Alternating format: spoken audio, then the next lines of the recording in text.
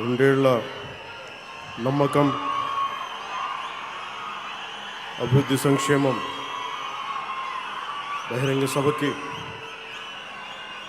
ఇచ్చేసిన సుదీర్ఘమైన పరిపాలనా అనుభవం, రాజకీయ అనుభవం ఉన్న గౌరవ ముఖ్యమంత్రి వర్యులు శ్రీ నారా చంద్రబాబు నాయుడు గారికి నా హృదయపూర్వక నమస్కారం. గౌరవ కేంద్ర పౌర విమానయాన శాఖ మంత్రివర్యులు శ్రీ కింజారపు రామ్మోహన్ నాయుడు గారికి నా హృదయపూర్వక నమస్కారం. గౌరవ కేంద్ర కమ్యూనికేషన్లు మరియు గ్రామీణాభివృద్ధి శాఖల సహాయ మంత్రివర్యులు డాక్టర్ పెమ్మసాని చంద్రశేఖర్ గారికి నా హృదయపూర్వక నమస్కారం. భారతీయ జనతా పార్టీ రాష్ట్ర అధ్యక్షులు శ్రీ పివిఎన్ మాధవ్ గారికి, గౌరవ సమాచార సాంకేతిక ఎలక్ట్రానిక్స్ కమ్యూనికేషన్స్ మరియు రియల్ టైమ్ గవర్నెన్స్ శాఖ మంత్రివర్యులు సోదరులున్న శ్రీ నారా లోకేష్ గారికి నా నమస్కారం. గౌరవ శాసనసభ్యులు చంద్రగిరి నియోజకవర్గం శ్రీ పులివర్తి వెంకటమణి ప్రసాద్ గారికి నా హృదయపూర్వక నమస్కారం. జనసేన ఈ కార్యక్రమంలో పాల్గొంటున్న సహచర మంత్రివర్గ సభ్యులకి, శాసన మండలి మరియు శాసనసభ సభ్యులందరికీ, ప్రజాప్రతినిధులకు, నాయకులకు, అలాగే ఇక్కడికి విచ్చేసిన ప్రజలందరికీ, మీడియా మిత్రులకు మరియు మీడియా మాధ్యమాల ద్వారా ఈ కార్యక్రమాన్ని వీక్షిస్తున్న ప్రజలందరికీ నా హృదయపూర్వక నమస్కారం. ముందుగా ప్రధానమంత్రి గారు సుదీర్ఘమైన కాలం పరిపాలనలోకి ఉన్న ప్రధానమంత్రిగా భారతదేశంలో మొట్టమొదటిసారి అన్ని రికార్డులను అధిగమించి, అంతకుముందు జవహర్లాల్ నెహ్రూ గారి సుదీర్ఘమైన వారి రూలింగ్ని కూడా అధిగమించి ఈ రోజున గౌరవ ప్రధానమంత్రి శ్రీ నరేంద్ర మోడీ గారికి కూటమి సభ్యులందరి తరపున, కూటమి ప్రభుత్వం తరపున వారు దిగ్విజయంగా అందరినీ సర్పాస్ చేసి ప్రీవియస్ మన ప్రధానమంత్రులైన జవహర్లాల్ నెహ్రూ గారిని కూడా సర్పాస్ చేసి ఆయన ముందుకెళ్ళి సుదీర్ఘకాలంగా సేవ చేస్తున్న ప్రధానమంత్రిగా ఖ్యాతికెక్కిన ప్రధానమంత్రిగా నరేంద్ర మోదీ గారికి మరోమారు నా ధన్యవాదాలు, మరోమారు నా శుభాకాంక్షలు తెలియజేస్తాను. ఈ కార్యక్రమం 9వ తారీఖు జరగాల్సిన కార్యక్రమం, కానీ ఆ రోజున దురదృష్టవశాత్తు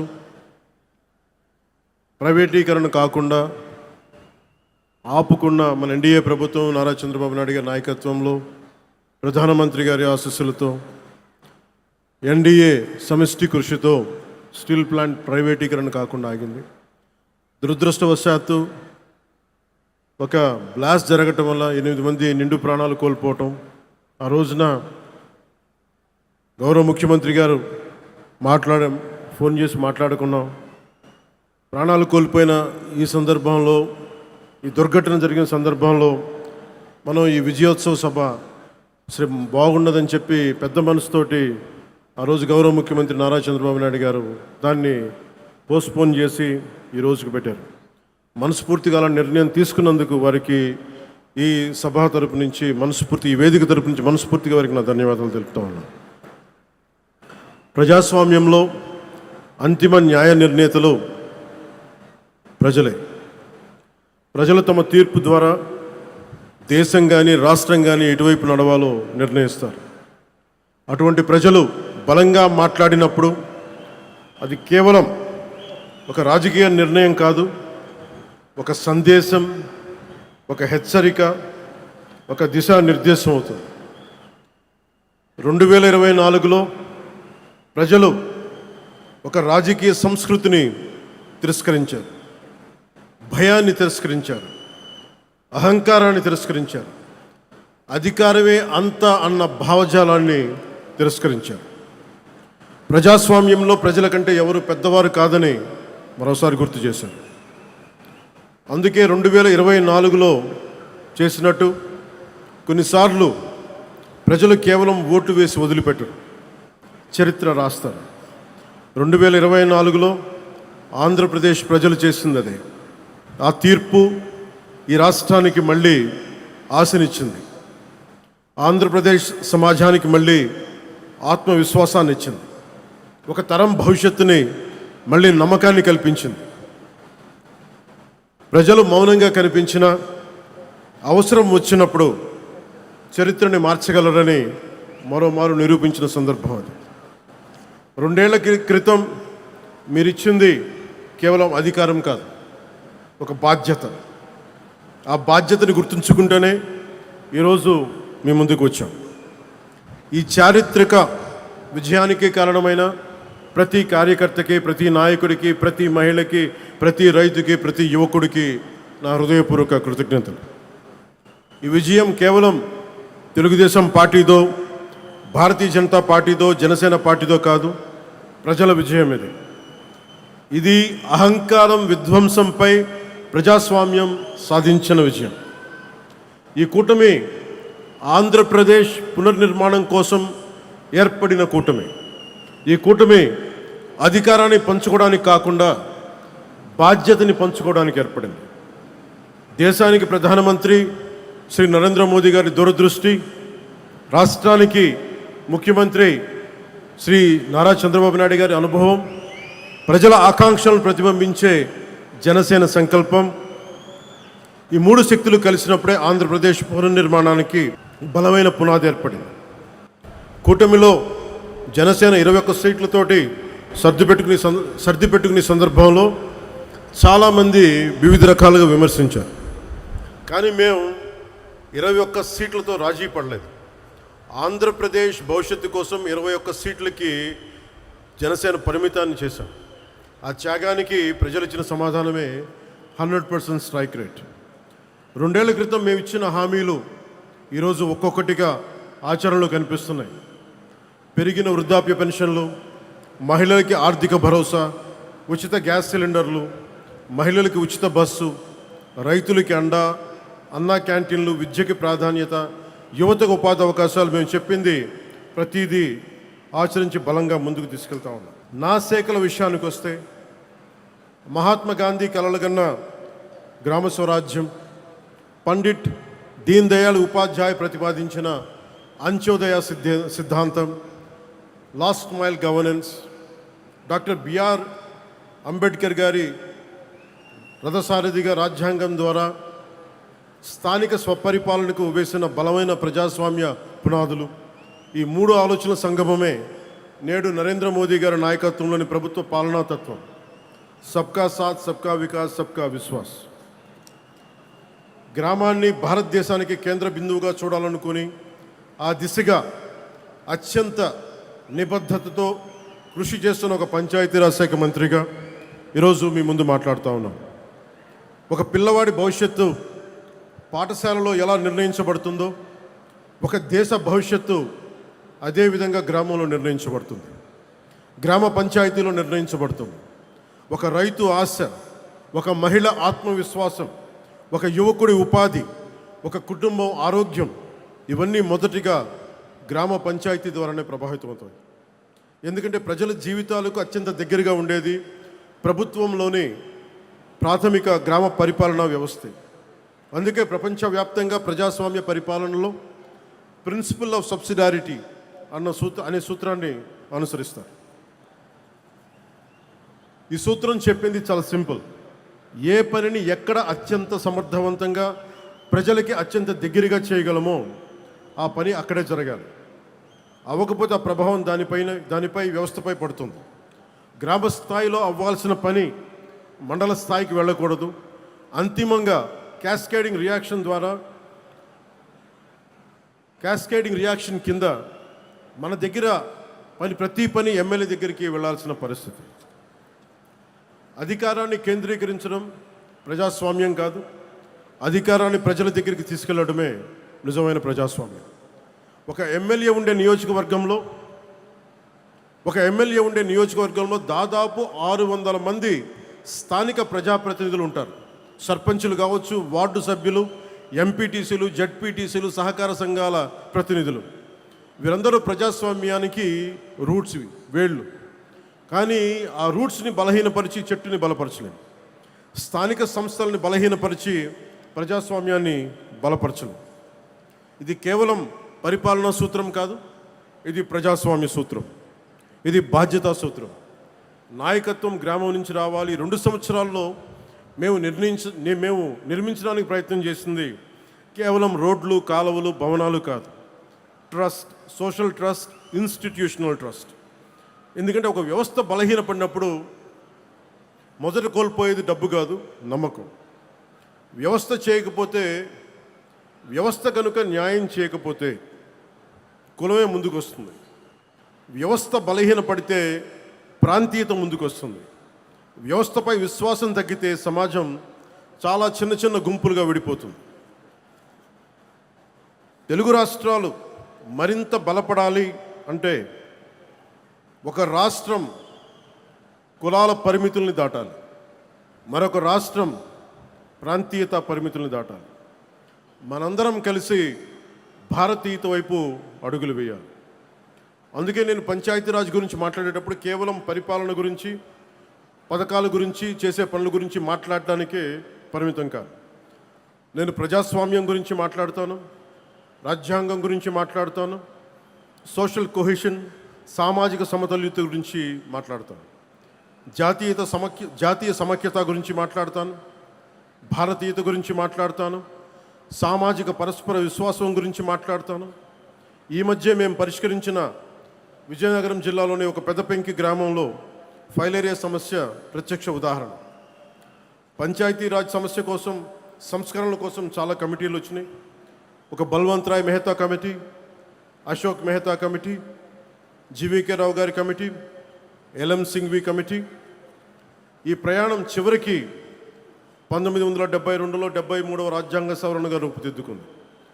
93 నుండి పంచాయతీరాజ్ రాజ్యాంగ సంస్థలకు రాజ్యాంగ హోదా లభించింది. రాజ్యాంగంలోని ఆర్టికల్ 243 243 నుండి 243 వరకు పంచాయతీరాజ్ శాఖకు రక్షణ లభించింది. 11వ షెడ్యూల్ ద్వారా 29 అంశాలు గ్రామీణ స్వయం పాలన పరిధిలోకి వచ్చాయి. ఇది ప్రపంచంలోనే అతిపెద్ద ప్రజాస్వామ్య వికేంద్రీకరణ ప్రయోగం. దాదాపు 2.6 lakhs గ్రామ పంచాయతీలు, 30 లక్షలకు ఎన్నికైన స్థానిక ప్రతినిధులు, వారిలో 14 లక్షల పైగా మహిళలు. ఇది ప్రపంచంలోనే అతిపెద్ద గ్రాస్ రూట్స్ డెమోక్రటిక్ వర్క్. ఇవన్నీ ఎందుకు చెప్తున్నామంటే, ఇన్ని వ్యయ ప్రయాసలు కూర్చి ఇన్ని రకాల చట్టాలు చేస్తే ఆ వ్యవస్థ నిజంగా అధికారాన్ని గ్రామానికి ఇచ్చిందా? రాజ్యాంగం అధికారాన్ని ఇచ్చింది, కానీ ఆ స్ఫూర్తి అమలు అయిందా? నిధులు గ్రామానికి చేరాయా? నిర్ణయాధికారం గ్రామానికి చేరిందా? బాధ్యత గ్రామానికి చేరిందా? నేను పంచాయతీరాజ్ శాఖ బాధ్యతలు స్వీకరించిన తర్వాత రాజ్యాంగం చట్టాలు పుస్తకాలు తిరగేసి రివ్యూలు చేసి ఈ ప్రశ్నలకి సమాధానం వెతుకుతూ రాష్ట్ర వ్యాప్తంగా అధ్యయనం చేశాం.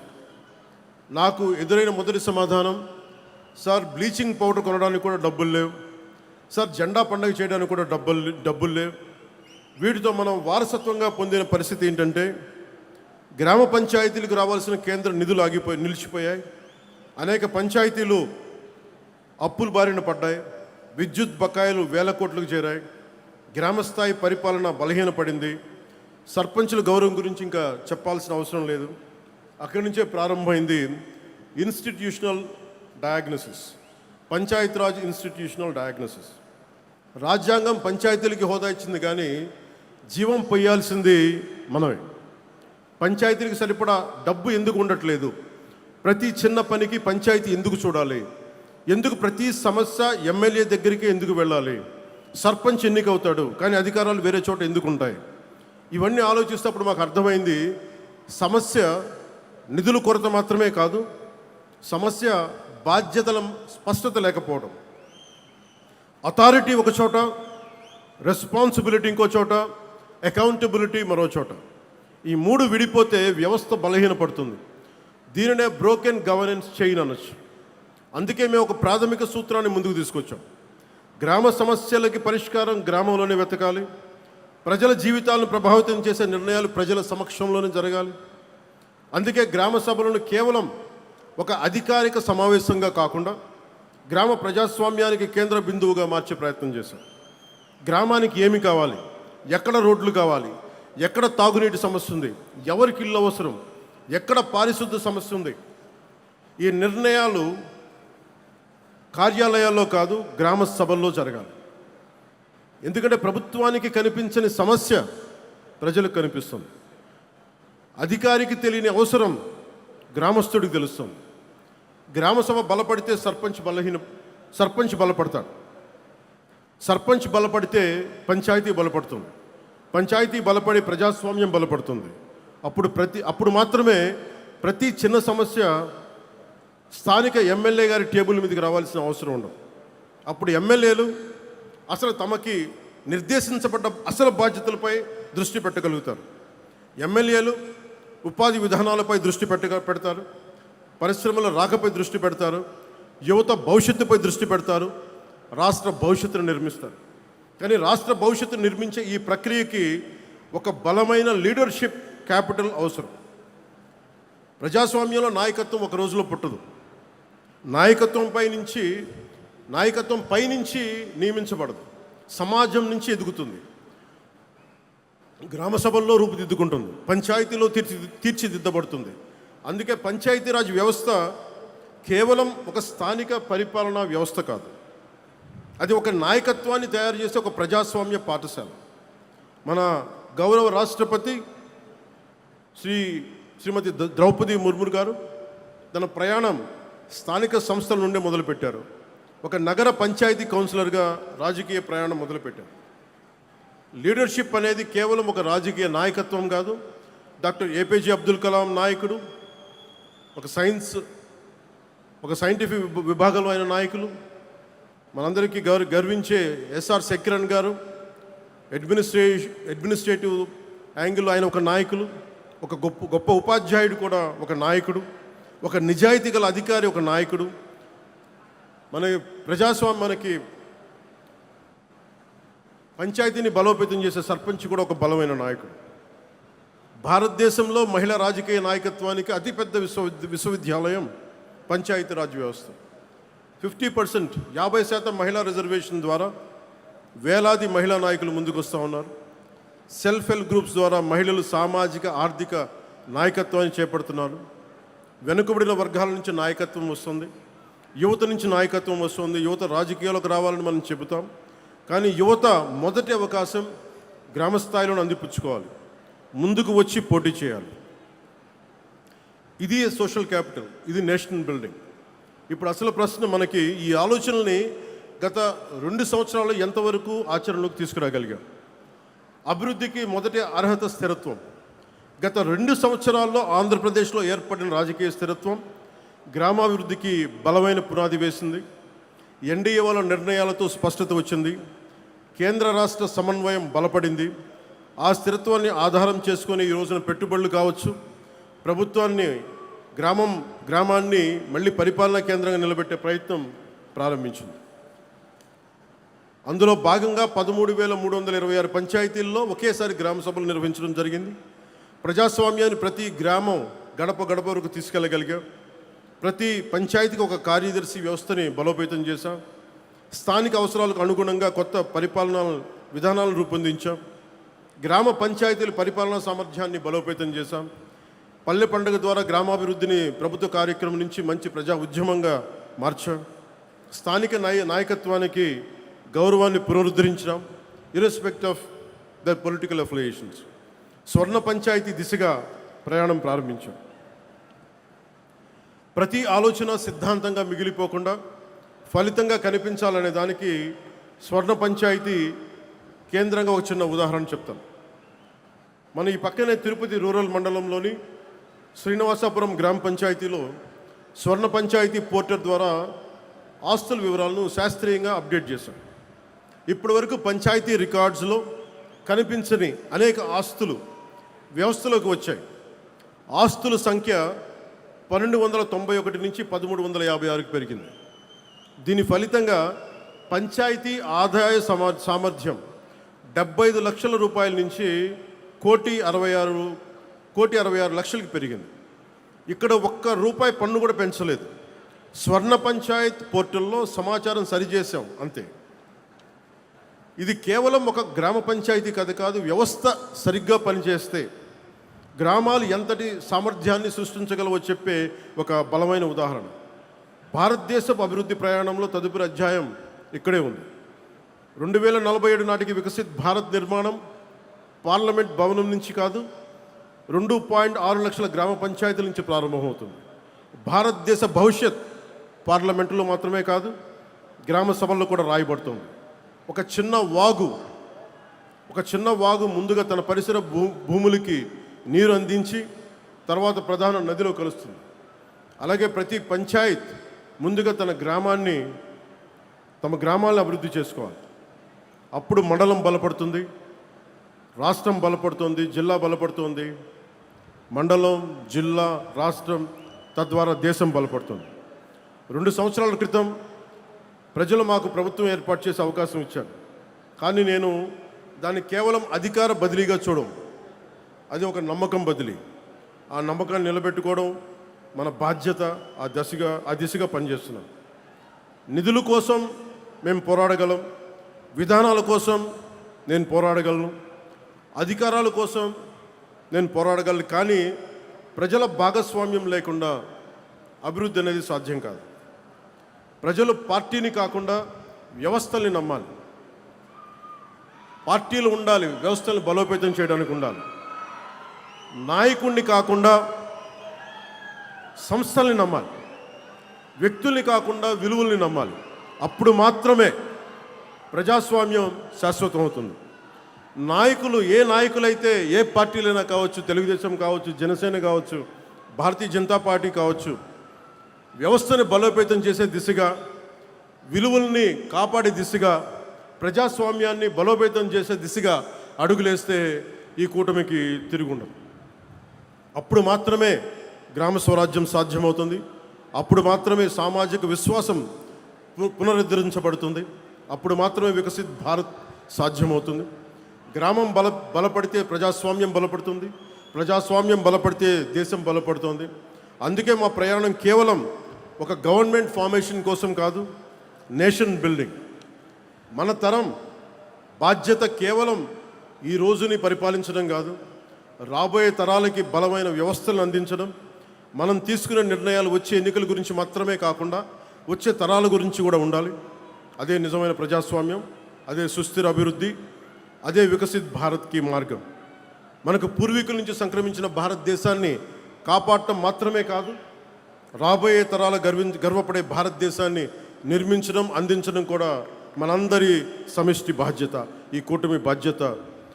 ఈ బాధ్యతను నిర్వర్తించే సంకల్పంలో గ్రామం నుంచి దేశం వరకు బాధ్యతతో కూడిన అభివృద్ధి యాత్రను ముందుకు తీసుకెళ్తామని మీ అందరికీ మనస్ఫూర్తిగా తెలియజేసుకుంటూ, మీకు సేవ చేసే అవకాశాన్ని మీరు ఇచ్చినందుకు మనస్ఫూర్తిగా మీ అందరికీ పేరు పేరున ధన్యవాదాలు తెలుపుకుంటూ, ప్రతి సమస్యకి కష్టాలని తెలియజేస్తూ, ప్రజలకి ఎప్పటికప్పుడు మమేకమవుతూ, సహాయ సహకారాలు అందిస్తూ ప్రభుత్వాన్ని ముందుకు తీసుకెళ్తున్నాం. ఈ సదూరమైన ప్రయాణంలో కూటమి మరింత బలోపేతం కావాలని నేను కోరుకుంటూ, గౌరవ ముఖ్యమంత్రి నారా చంద్రబాబు నాయుడు గారికి, ప్రధానమంత్రి శ్రీ నరేంద్ర మోదీ గారికి, కూటమి నాయకులందరికీ పేరు పేరున ధన్యవాదాలు తెలుపుకుంటూ, ప్రజలకి మరోమారు మీకోసం మేము పనిచేస్తున్నాం, మీకోసం మేము అహర్నిశలు కష్టపడతామని తెలియజేసుకుంటూ, మీరు మా మీద పెట్టుకున్న నమ్మకం కోసం మరింత కష్టపడతామని తెలియజేసుకుంటూ, మరోమారు మీ అందరికీ పేరు పేరున ధన్యవాదాలు తెలియజేసుకుంటూ సెలవు తీసుకున్నాం.